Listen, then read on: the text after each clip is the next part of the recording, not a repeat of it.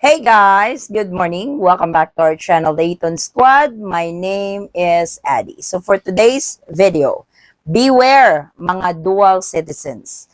Kasi may isang kabayan tayo, isang dual citizen na kabayan na umuwi ng Pilipinas pero natatakan siya ng 1-year balikbayan visa. Kasi dapat ang mga dual citizen walang tatak ng 1 year. Dapat arrival date lang po sa inyong mga pasaporte kung dual citizen ka. Pero si kabayan, 1 year ang tinatak sa kanya ng immigration officer. Bagong rules na naman ba ito? Pag-usapan natin. Details coming right.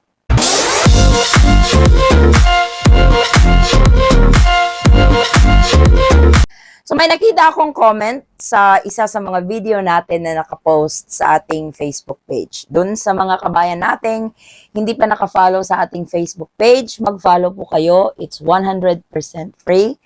Kung gusto nyong maging up-to-date sa inyong travel, papuntang Pilipinas man or Paris. So itong si kabayan, isa siyang dual citizen. So as a dual citizen, may option ka to get a new Philippine passport. Kasi kapag nag-dual citizen ka na, nag-reacquire ka ng Filipino citizenship mo, yung dati mong Philippine passport, magiging null and void. Kailangan mong mag-apply ng bago. Kasi minsan, kinukuha yan, pero usually, hindi na yan siya valid. So, getting a Philippine passport is not mandatory for dual citizen. Kasi meron kayong dual citizenship document. Yung 3 page na binigay sa inyo during oath taking nung naging dual citizen kayo. Pwede nyo yung dalhin kung wala kayong Philippine passport. Ako, I'm a dual citizen. Meron akong Philippine passport. Pero kung minsan, na-expire yung Philippine passport ko, hindi ko siya magagamit, hindi ko siya na-renew, yung dual citizenship documents, yung ginagamit ko.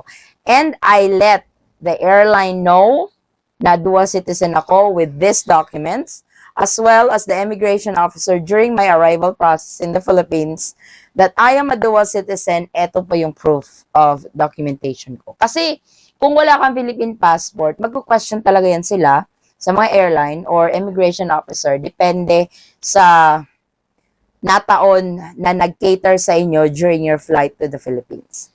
So ito nga, si kabayan, natatakan siya ng 1-year balikbayan visa. Ito yung dilemma ni kabayan nung umuwi siya ng Philippines. Sabi ni kabayan, "Hello, Ma'am Adi. Your thoughts about my concern, just in case. My wife and I are dual citizens, US and Philippines. We traveled to the Philippines using our US passports. We carry our certificate every time we travel. We know that having a Philippine passport is not mandatory, but have our certificates on hand. Our US passports were stamped for 1 year. Just in case we extend our stay in the Philippines to more than 1 year, do we need to get a Philippine passport to show to the Bureau of Immigration upon departure back to the US? Thank you." So maraming salamat kabayan sa iyong pag-share ng inyong experience sa pag-uwi ninyo na Pilipinas as dual citizen. Importante ito at may makukuha tayong lesson. Number 1, as a dual citizen, you can stay in the Philippines indefinitely. One to sawa, unlimited. So dapat walang tatak yung mga pasaporte ninyo. Either it's your foreign passport or kung may Philippine passport ka man, ng date. Kasi sa balikbayan visa, for example, sa balikbayan privilege, sa mga former Filipino ito yung mga nag-naturalize na hindi nag-apply ng dual citizenship. Ang balikbayan visa or balikbayan privilege stamp, ganito po kasi yan. For example, dumating kayo sa Pilipinas on August 18, 2024. Yung tatak sa inyong mga pasaporte, arrive August 18, 2024. Tapos sa ilalim niyan, merong August 18, 2025. So, nabigyan kayo ng 1-year visa. Pero, hindi dapat nangyayari yon sa mga dual citizen. Kasi nga, ang mga dual citizen, they can stay in the Philippines indefinitely. So, dapat yung tatak lang sa inyong mga passports ay yung arrival date. So, kung ang arrival date mo sa Philippines is August 18, 2024, August 18, 2024 lang dapat yung date na andun. Pero itong si kabayan natin, nabigyan daw sila ng 1-year visa.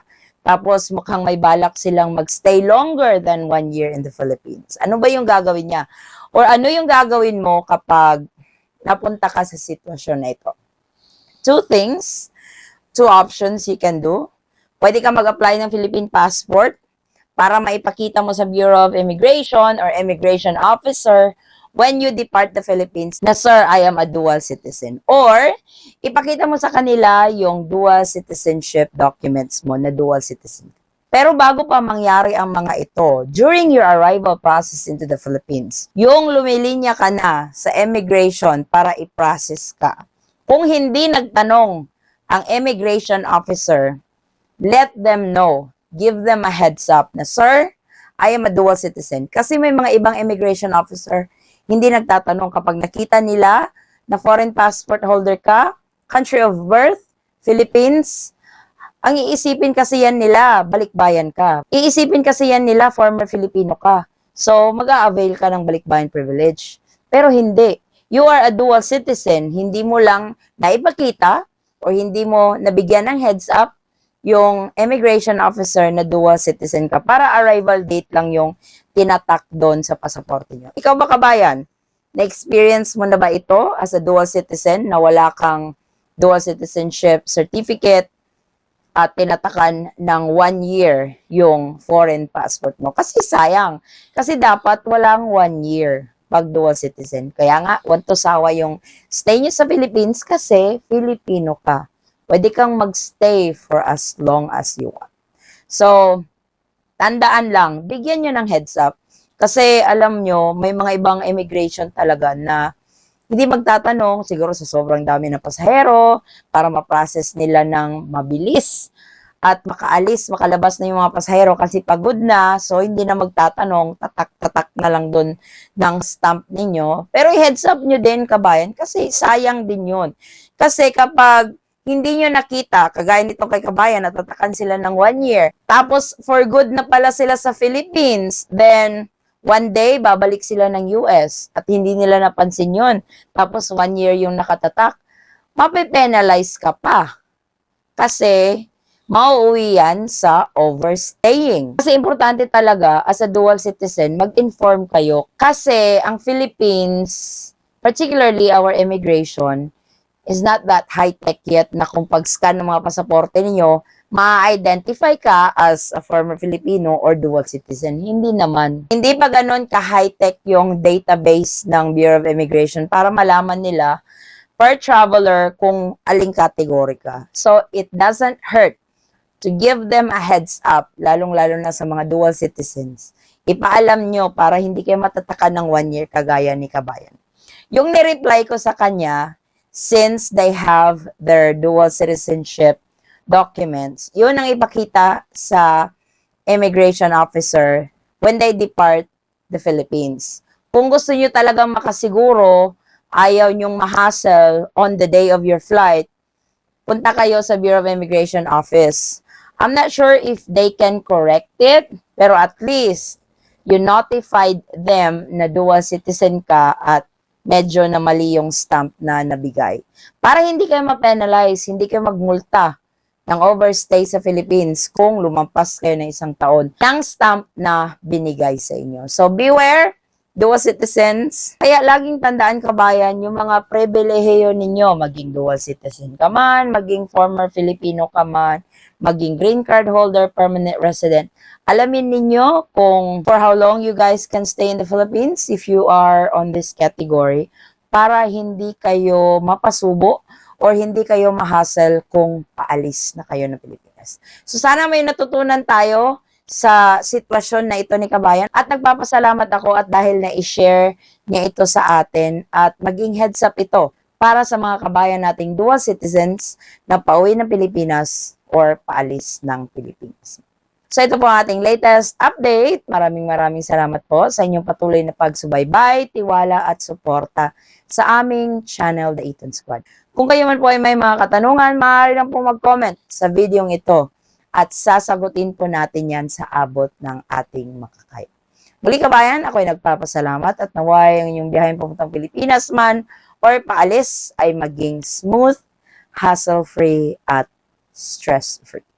Magkita-kita po tayo sa ating susunod na travel update. Stay safe, stay healthy, and God bless everyone.